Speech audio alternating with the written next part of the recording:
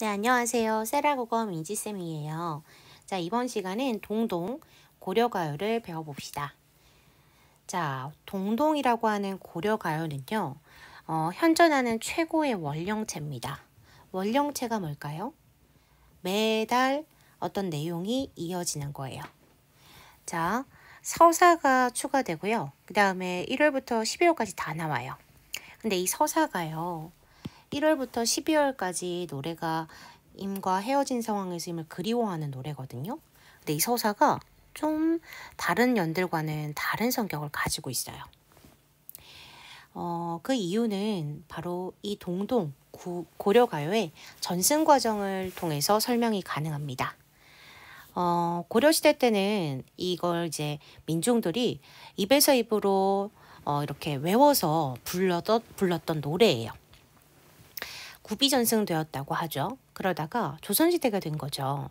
그래서 공중음악으로 사용될 노래들이 뭐가 있나 봤는데 마땅한 게 없는 거죠. 그래서 고려시대 때 민간에서 이렇게 유행하던 것들 좀 모아봐 해서 공중음악으로 그러니까 첨가 또는 편입된 게 있어요. 그 중에 하나가 바로 동동이었던 거죠. 그래서 동동은 조선시대 때 한글이 기록되고 공중악으로 사용되는 과정에서 기록이 돼요. 자, 그러면 서사는 이 공중악으로 수용되던 과정에서 임금님 듣기 좋으라고 앞에 인트로를 붙여준 거예요. 그래서 나머지 연들은 사랑하는 님 보고 싶어요 이런 건데 서사는 임금님 축하드립니다 뭐 이런 노래예요. 한마디로 송축, 축하 메시지를 보낸다 이런 거죠. 태평성대를 이루셔서 축하합니다 이런 뜻이에요. 자, 그거 말고 1월부터 12월까지는 다 일관적인 그런 임에 대한 그리움을 노래하고 있어요. 자, 서사의 성격을 강조해서 말했습니다. 자, 그러면 1월부터 한번 볼게요. 1월은 정월이라고 하죠. 정월의 냇물은 아으는 해석 안 해요. 이런 걸 여음이라고 합니다.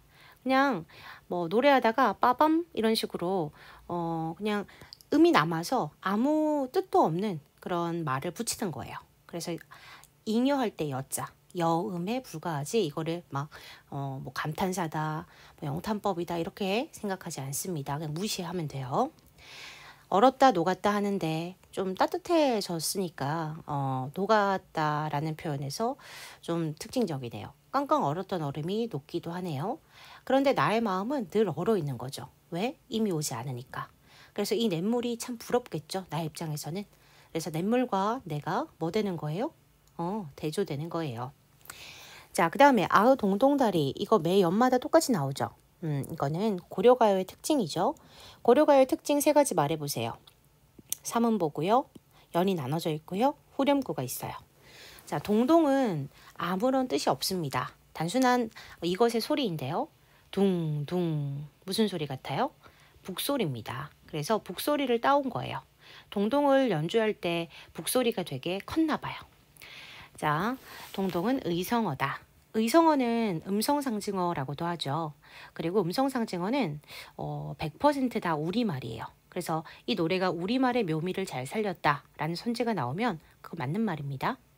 그 다음에 2월의 보름에 높이 켠 등불 같구나. 여기서 등불이 굉장히 중요한 소재예요. 누가 등불을 만인을 비춰주실 모습이에요. 바로 내가 사랑하는 그 임을 비유한 거예요. 등불같이 환한 성품을 가지고 있는 거죠. 임에 대한 예찬적 태도가 드러나네요. 그 다음에 4월 갑니다. 4월을 안이 잊어 오시는구나 꾀꼬리세요. 꾀꼬리 한자로 뭐예요? 황행 또는 황조라고 하죠. 이거 철새인 거 알아요? 여름에만 와요. 여름을 잊지 않고 황조는 오는데 그런데 무엇 때문에 우리 녹사는 벼슬 명칭이기 때문에 대상이 남자라는 걸 알 수 있어요. 우리님은 옛 나를 잊고 이렇게 안 오시나. 그러면 꼬박꼬박 오는 존재와 안 오는 존재가 뭐 되고 있어요?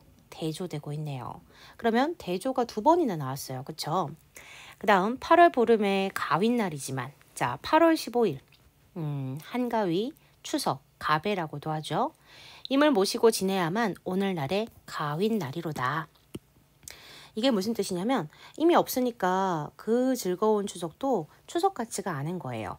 임이 있어야만 진정한 추석이다 이런 거죠. 고독하고 외롭다는 뜻이겠죠. 10월에 점여 놓은 보리수나무 같구나. 점여가 뭐겠어요? 잘게 썬 이런 뜻이에요. 나무를 잘게 썰어서 뭐 하겠어요? 쓰레기통밖에 안 들어가지. 그래서 잘게 썬 보리수나무는 화자, 아무짝에도 지금 쓸모 없어진 화자 자신을 비유한 거예요. 꺾어버리신 후에 지니실 분이 한 명도 없다. 혼자서 쓸쓸하게 이렇게 있네요. 자, 작자미상의 동동을 여기서 마무리하고요. 나로 가보겠습니다. 나는 갈래가 12가 잡가예요. 잡가는 뭐냐면 좋은 말은 아닌 것 같죠. 민요가 짬뽕돼 있다는 뜻이에요. 그때 이 민요는 인기 있는 민요들이 다 들어오거든요. 그 왜 그러냐면 이거를 유행하는 구절들을 집어넣으면 사람들이 많이 부를 거 아니에요. 그래서 유행하는 것들을 한꺼번에 다 모아놓은 민요다 생각하면 돼요. 그럼 되게 재밌는 게 그 당시에 유행하던 게 구운몽이었구나 알 수 있고요. 그리고 갑자기 이거 이별한 노래에서 임을 그리워하고 언제 오시나 이런 슬픈 노래거든요. 근데 갑자기 지화자 좋으시고 이런 생뚱맞은 주제와 이질적인 구절이 등장해요.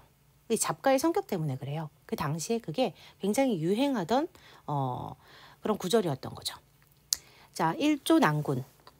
하루아침 이런 뜻이에요. 난군과 이별 후에 소식조차 돈절하야 소식이 끊겼어요. 자네 진짜로 못 오던가 무슨 일로 아니 오냐 여기까지는 잘 이해되죠. 이미 갑자기 소식이 끊겨서 잠수 탄 거예요. 이 아이야 말 듣소 이거 계속 반복되죠. 당시에 구비전승할 때 가장 포인트는 리듬감이에요. 자, 그리고 쉬워야 돼요. 그래야 외워서 전달할 거 아니에요. 그래서 이거는 정말 아이가 앞에 있는 게 아니고 그냥 쉽게 부르는 후렴구 같은 거다 생각하면 돼요. 황혼 저문 날에 개가 짖어 못 오는가 상상하는 거예요. 왜 못 오나?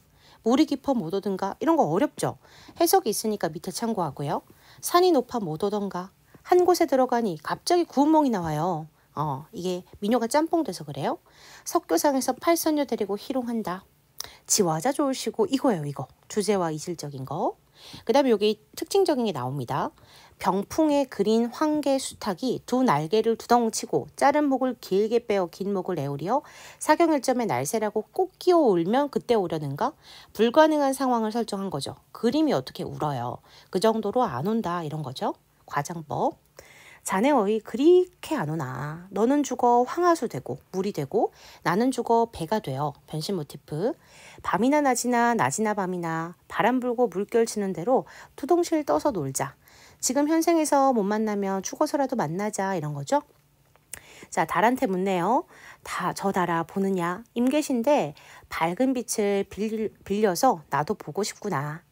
추월이 양명위하니 달이 밝아 못 오는가? 어디를 가고서 네 아니 오느냐 하면서 오지 않는 임에 대한 기다림과 연정을 살펴볼 수 있었습니다.